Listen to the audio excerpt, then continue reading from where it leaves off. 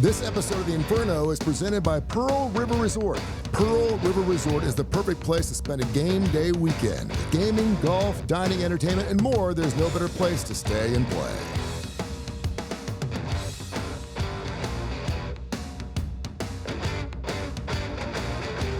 Pretty scary stuff here in the Inferno. It is Halloween week. Champs for children. Are we well rested after the big bye week? A monster week this week in Blazer Athletics. This episode rundown of the Inferno is brought to you by Legacy Federal Credit Union. Legacy Federal Credit Union. It brings you the Inferno. It starts next. Trent Dilfer here, head football coach of the UAB Blazers. I want to tell you about my friends at Legacy Credit Union. Legacy began as University Credit Union in 1955 and remains committed to UAB faculty, students, alumni, and fans. Not only do they support the Birmingham community, but they are also proud sponsors of UAB and UAB athletics. Visit legacycreditunion.com and find out why you should become a member today.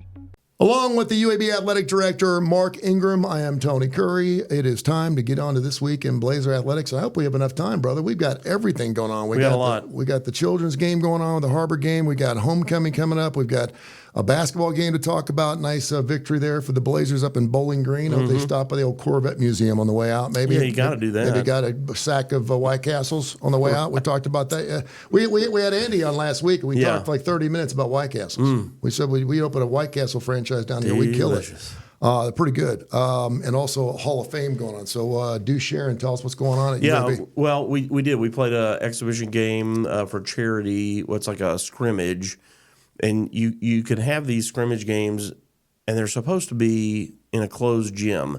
You can invite people in, which Western Kentucky did, if the money goes to a charity, which is what they did. And so that was good for us. You know, we wanted to get a road game. Is this part of those secret games? Yeah, secret, double secret. So what? Don't tell anybody. Yeah, what? I asked Andy, and he was like, I don't know, what is that? Why are they secret games? You can have these scrimmages against other teams.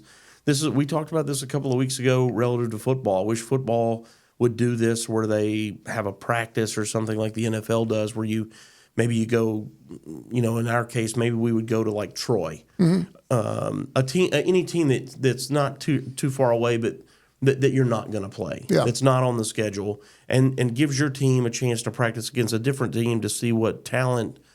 What is or maybe we're really good, or maybe we're not as good as we thought, whatever, and just go kind of play against somebody else, who doesn't know your tendencies. Your defense knows your offensive play calls, so sometimes it's hard in practice because the defense knows every time you make a line call what that means. So they know, okay, now me and the guard are going to rub. We're going to take this nose guard, and I'm pushing you off to the linebacker, and they know that because of what the line call is. But when you go scrimmage against Troy, they wouldn't know that. Yeah. And so basketball does that. We had a game against Vanderbilt a week or so, about 10 days ago, and then Western Kentucky this past weekend. And it's just to, kind of give your team a chance to play against somebody else, and, different competition is healthy. I think it's really good for the game. And we specifically wanted a road game. You may recall we did this when Rob Eason was our coach. We played Georgia at home in a similar game. Yeah. And for a charity, there was a hurricane relief fund that we raised money for and sent the proceeds to. So, yeah, it's a nice event. But we've got this week is homecoming. So we got Tulsa at home this weekend at 1:30. We got, UAB does a really nice job. For a young university, does a really nice job with homecoming. We've got a lot of events, homecoming parade on Friday, the Gurney Derby race.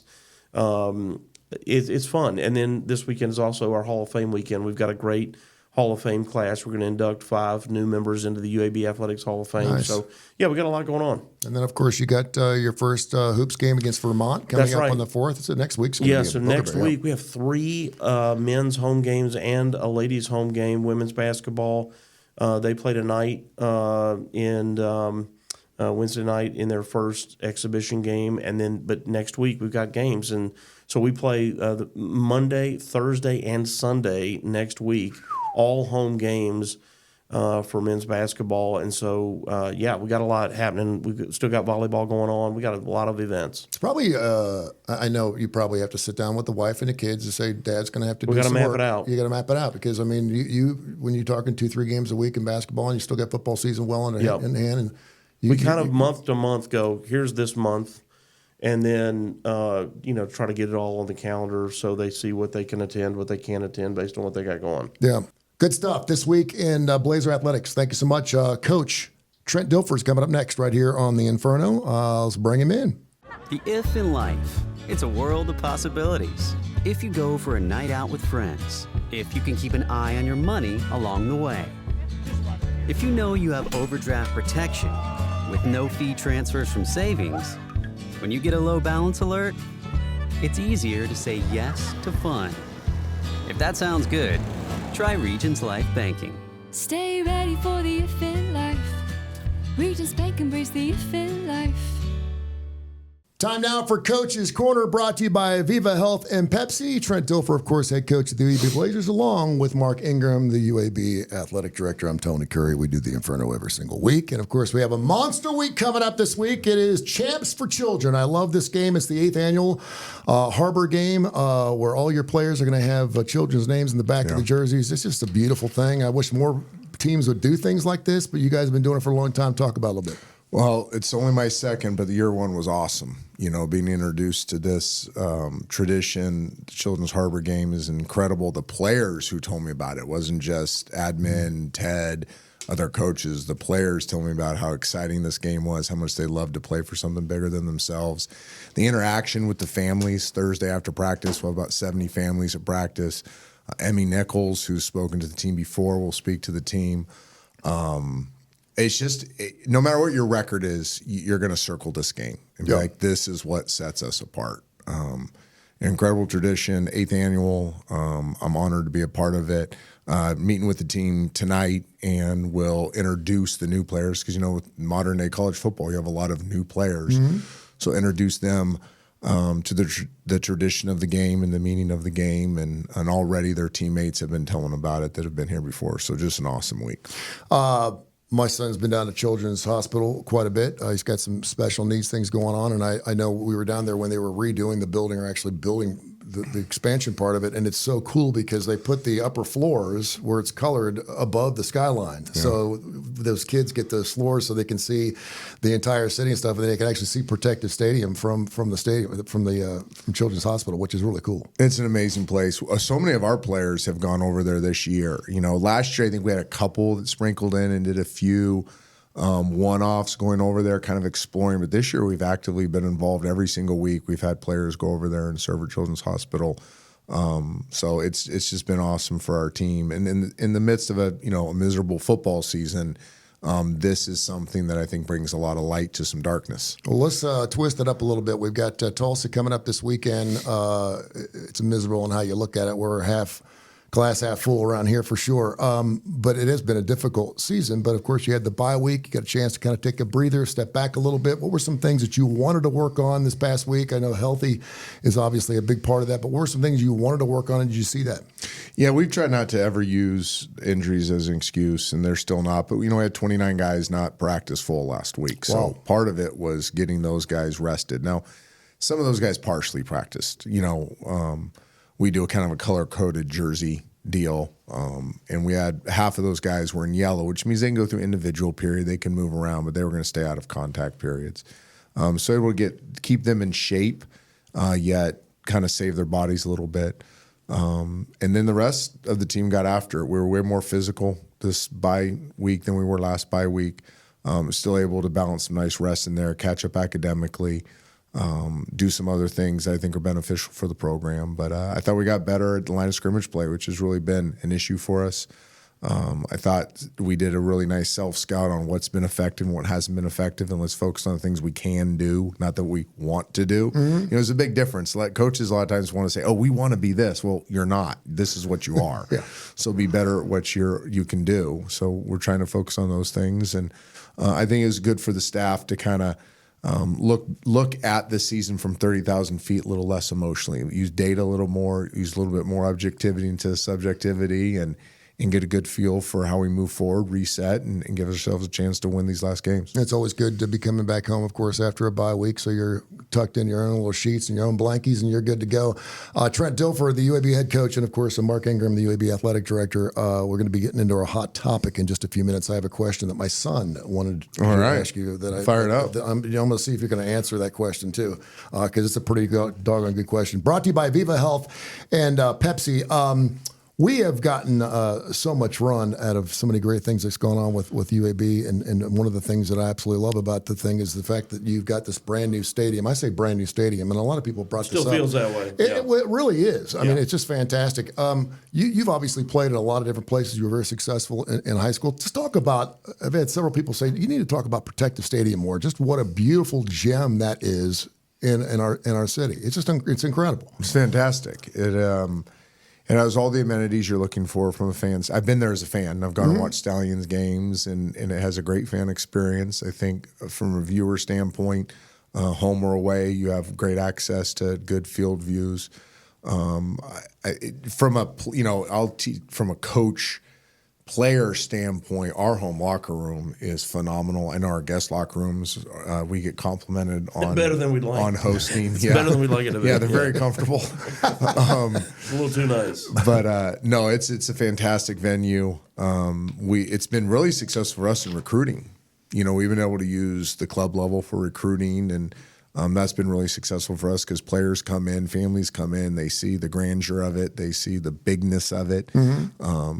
That's another benefit of it. I love where it's located. I'm a downtown snob. I live downtown. So my wife and I's life is downtown. It's not over the mountain. So we go down there all the time. We're always down that neck of the woods, and we love that part of downtown. We do all of our recruiting at Top Golf. So we tie in the stadium and downtown and Top Golf and the restaurants down there really as the culture of our football program. So it's a tremendous spot. To think where downtown was 10, 12, 13 years ago. I mean, it was it's just incredible, and kudos to the powers to be to make that happen. Well, I think it shows well on game day too when you bring recruits in. That room we've got for recruiting. Great recruiting room. You Good walk call. in and there's a nice lobby there that's really well set up and it's convenient. It's easy to get to. I think there's stuff like that fans don't generally get to see are pretty great. Yeah, I'll take you behind the scenes too. I have a tremendous head coach's office, and I don't know what the thought of it was. It's fantastic, but really, it's become the other recruiting room. Oh yeah, I don't need an office. I don't need a locker room. It's like a living room. Yeah, it's like think of like a living room, and it's got TVs and trophy cases and couches and. I don't need that. I could go, I've grown up in lockers. All I need is a little hook. But it's been a great place to host families, so the whole family comes in and we'll get brother, sister, mom, dad, recruit, and now they're in a casual environment and we sit there before the game. I usually meet with about 5 different recruits and their families and can spend a good 5 to 10 minutes with them. And it's been really effective that way for our recruiting, and it kind of sets it apart a little bit from just the big recruiting room, which is a nice place, but it's also a lot of people and a lot of chaos where now we kind of separate them, sit them down, more intimate setting, and get to know them a little bit better. Next Tuesday, November 5th, obviously, is a very important day in this country because based on what we do in that particular day, it's going to set the table not only for the immediate future, but for the future as we know it. And, of course, we know that's the first day of the CFP poll. Right. There's nothing else going on next Tuesday that we're really worried about.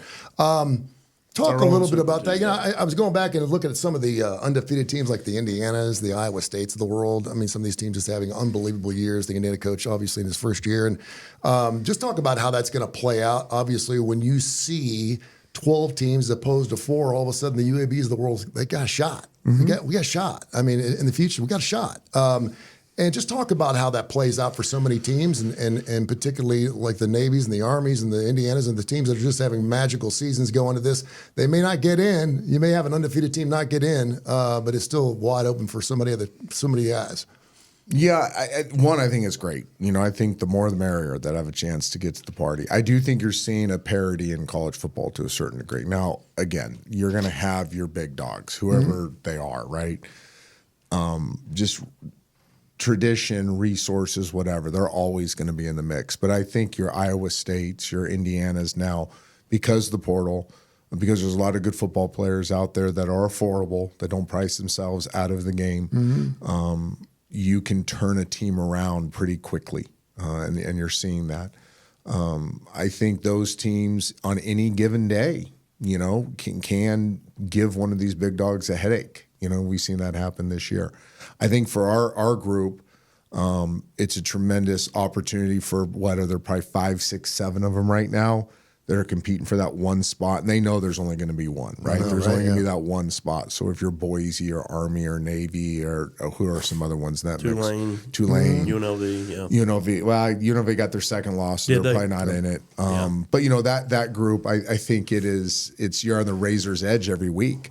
But now that program too is also recruiting. I think what people forget right now is we are in the midst of recruiting. There's a December 4th signing day that is right around the corner, and you're using the end of your season for official visits. Like, it's not like season ends official visits. Like, you're OVing recruits as you're playing here at the end of the year. And if you're in the mix, the excitement of that for a high school player and their family to officially visit in the midst of that is got to be very beneficial. Hey, we're in this mix. Oh, we're 8-1. We're close, and you're hosting recruits on your campus in those big games towards the end of the season. I think it's a huge feather in the cap to those programs that are still in it. See, and I always thought, and we Mark and I have had discussions about this. The transfer portal actually, for me, is more advantageous for some of the smaller schools than it is for some of the big ones. The big ones, I mean, you're going to get your 5 and 4-star guys, but be able to plug those spots. Let me ask you this, and obviously you were at the high school level and you did extremely well there with state championships and everything else, but you're used to having guys for 4 years. Yeah. And you just don't have that in college football anymore. Did you like mentoring and bringing those guys up and seeing how they moved on? And obviously, I would think that answer would be yes. But at the same time, are you kind of like a plug and play? Go, okay, I get some water coming in the side. I know exactly the phone call to make, the transfer, the blah, blah, blah, blah, blah. Because it really is, I mean, it's not quite a one and done situation every single year, but it kind of is, isn't it? I like the both and. And what I mean by this, I would like the majority of it to be the developmental model. Yeah. I think that's better for the student athlete. I think it's better for the institution. I think it's better for the game. But if there was contracts involved that were binding and you could add players randomly, like let's say there was a threshold for recruits for portal players, you could sign 10, right? And you had to be very strategic with them. And then they were bound to those contracts moving forward, as well as your younger players. Well, then it's like having in the high school world 3 good players move in to your city, to your district that year. There's nothing wrong with that. Yeah. You could add, some age and experience where maybe you lose age and experience to a graduation class and you're not having to play a redshirt freshman the next year. That would be ideal for me. I don't think that's possible, but that would be ideal. I'd prefer, facing Army and Navy teaches you a couple things, right? Number one, it teaches you how much bigger, stronger, manlier, tougher, more together, culturally sound a team can be when they all grow up together and they're doing the same things. Yeah. Right? Like we went back and did a study of Army and Navy's offensive and defensive lines and what they look like at freshmen. You would not think they've turned into these monsters that they are right now. Mm-hmm. Army's offensive line is as good as anybody in the country. Yeah. Left side to right side, all 5 across. They're not 6'6", but their strength, their power, their leverage, their hand placement, both pass protection. People say they don't throw the ball, but when they do, they're sound in pass protection. Yeah. They're just really good, but they've grown up together. And there was no pressure to play one really early. They've just kind of gone class to class to class and earned their way up there. And this is what you get when you have a bunch of old dudes that have grown up together. So it teaches you that. But again, we can want something all we want. Mm-hmm. We also have to face the reality of where we're at. Yeah. And I think in my position, I'm trying to learn both. Like, how can we flip this thing with our young players and our high school recruiting classes that we're really, really happy with? And then with our challenges in the portal, how do we supplement it enough, right, to help you get better the next year? And we thought we did a good job of it this offseason, but it hasn't come to fruition like we wanted it to. You're listening. I was watching the LSU Texas A&M game the other night, and Kirk Herbstreit was talking about LSU's quarterback, Nussmeier. Nussmeier, how he stayed. How he stayed behind Jaden Daniels. He's got a lot of talent himself, obviously. Had, I'm sure, a lot of opportunities, probably thought about it a ton, but he learned watching Jaden. He got better, competing with and watching Daniels, and now poof, here he is, and he's playing great. Yes, and I wish more kids listened to that. Unfortunately, they're just not. No, I know. But it was yes. clearly a message. Next thing you know, you're throwing a Hail Mary in the National Football League. Yeah, right. I mean, it's crazy, right? Yeah, it's we're going to continue. And again, we could do a whole podcast on this next thing that's coming with there no longer being an NLI, and it's just a financial aid agreement, and the problems that creates, how some of these old signing periods that were like you locked in stone are kind of gray now. The junior college recruiting landscape's changed. What's going to happen if we go to the 105, how a lot of these schools are still planning us if it's 120, so they're holding on to players because they're saying, well, we're not sure, and then they'll cut a bunch of players come April 8th. And then the April portal's different. I mean, there's so many moving goalposts going on right now. Whether you're an administrator or whether you're a coach, you're trying to plan for multiple things, and then you look at the reality of whatever program you're in on. Where do you need to devote your resources, both time and financial resources, and where you used to be recruiting like crazy in December and OVing, we're not even sure that works in our world anymore because why are you OVing them in December when they're not making December decisions till February, and then opening up all this opportunity for other teams to go through the portal and then come poach the guys that you've invested in. When do your kids enter the portal? It's open for 20 days. Yeah. Stats say that majority of the kids will enter in the first 3 days. I think the data says 80-something% of kids enter in the first 3 days. Well, that sounds really good until you lose 3 difference makers on day 19, right? Yep. And you haven't planned for that in your recruiting because now you're trying to get them into school in the first part of January. There's just, and I'm not complaining about any of it. I just want people to understand that it is calculus. It's more than quantum physics right now. Because everybody can leave. There's no limit. Yes. You can go as many times as you want. And in this particular year, with the House settlement that's not going to go through until April, and it likely will, but what if it doesn't? Yep. And if it goes through, we have a roster limit that would be new that's different than today. So you're recruiting in December, signing people, not knowing how many spots will you have potentially next fall. Well, are we recruiting for a 105? I'm asking him. He doesn't know the answer. He doesn't know. Are we recruiting for a 105 or an 85? Yeah. But you don't know. Exactly. Right. So because you have numbers at every position. So it's not like we're just, we're going to have 85 really good football players. No, you're going to want, 16 defensive linemen. You want 17 offensive linemen. You want 10 or 11 wide receivers. You're going to have 5 backs. That's off an 85-man model. Or this goes to 105, where the extra 20 go? Because yes, you want to be best possible players, but how do you practice? Because you got to understand too, most people have gone to the Nick Saban 2-spot model with 120 on the roster. That's impossible to 2-spot, meaning have 2 separate fields going on at practice when you're in the 105 model. Now you're going to more of the NFL model that I'm familiar with, which you end up having to go to midway in our level anyways because of injuries. So now you're deciding how you're going to practice. Oh, we have to practice against 2 triple option teams every year.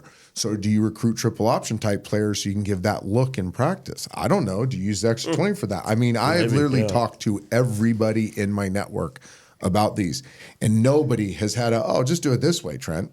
We didn't have to deal with that. Here's the common answer I get from guys that have over 300 wins in college football.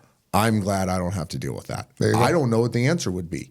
I'm talking to guys that have won 100-plus games in college football, and they're like, I have no idea how to handle that. You got any questions for any of the coaches, the athletic director? info@TonyCurryRadio.net, info@TonyCurryRadio.net, or you go to UABsports.com. Of course, go in their chat room and pose those questions. And we actually had an email. I read it before I left the house. Danny in Inverness, he heard our show a couple weeks ago where you were talking about analytics and how you were going for it when the book says, and I think you said something like, if it's 4th and 4 from your own 11, it says to go for it. And it's over 10 years of experience. But you did also say that you go by your gut, depending on how the game's going. He wanted to know, what's the difference between analytics in the gut. If it says to go for it and you're like, this is crazy, and you don't go for it, you look like a fool. It's if you what you make had it, for breakfast. You look for, yeah. That's what you had So for how do you breakfast. decide on that particular day what you're going to do? Well, it came up in the USF game. USF was the most conservative I had done it so far. I did not think Jonah could make that field goal, right? And the analytics said go for it. Mm-hmm.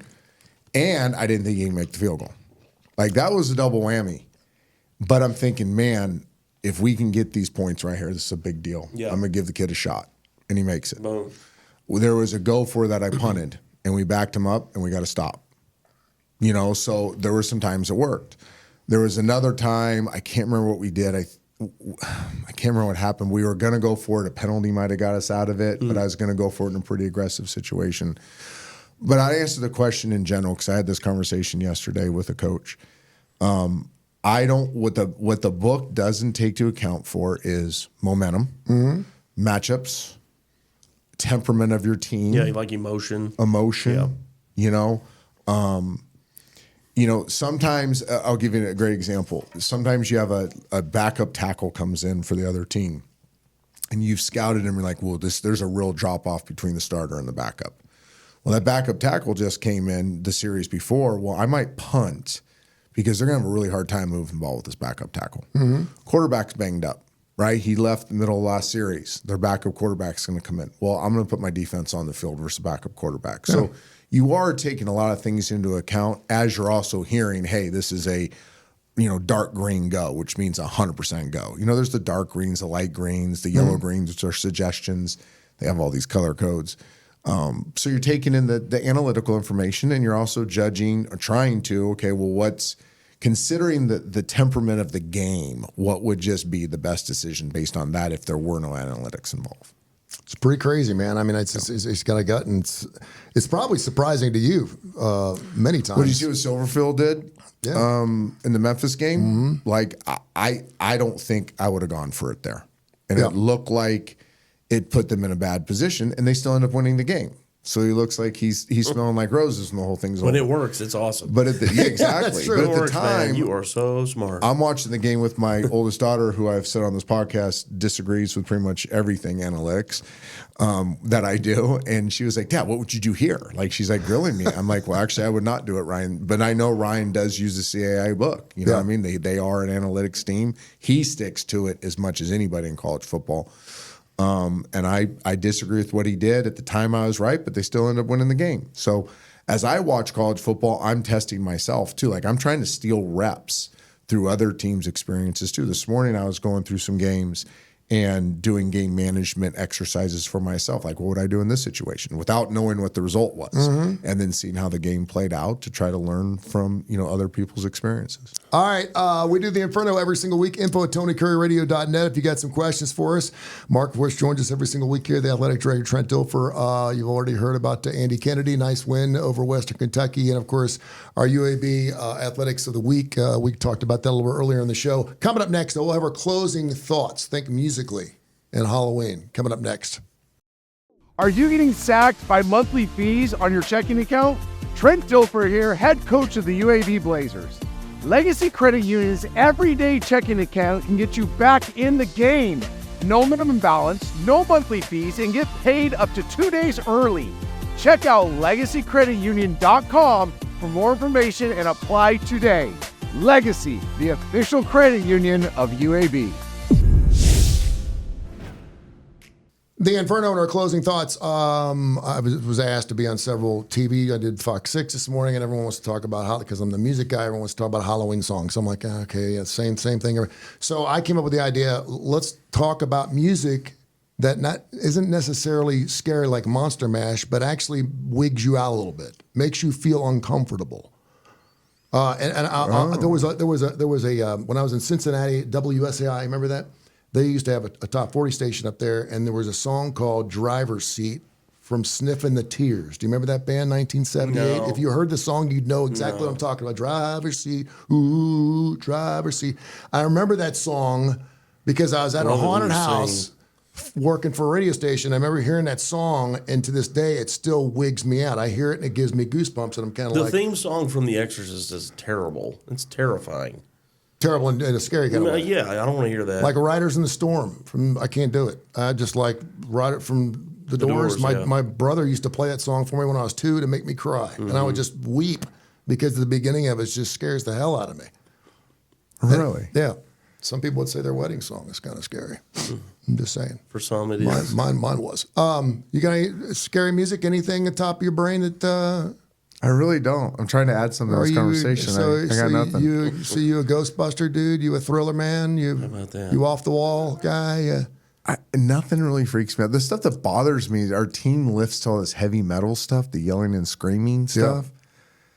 I try to go the other side of the building when it's going on. It gives me a headache. But nothing really wigs me out. Yeah. Okay. There you go. Nothing wigs him out. Spiders. Smooth. Have yourself a great week, Like brother. spiders. Thanks, you guys. Appreciate you. This is the Inferno. This episode of the Inferno is presented by Pearl River Resort. Call on an early weekend and head over to Pearl River Resort, where it's always no work and all play at Silverstar, Golden Moon, and Dancing Rabbit Golf Club. And be sure to catch the big game excitement at Timeout Lounge.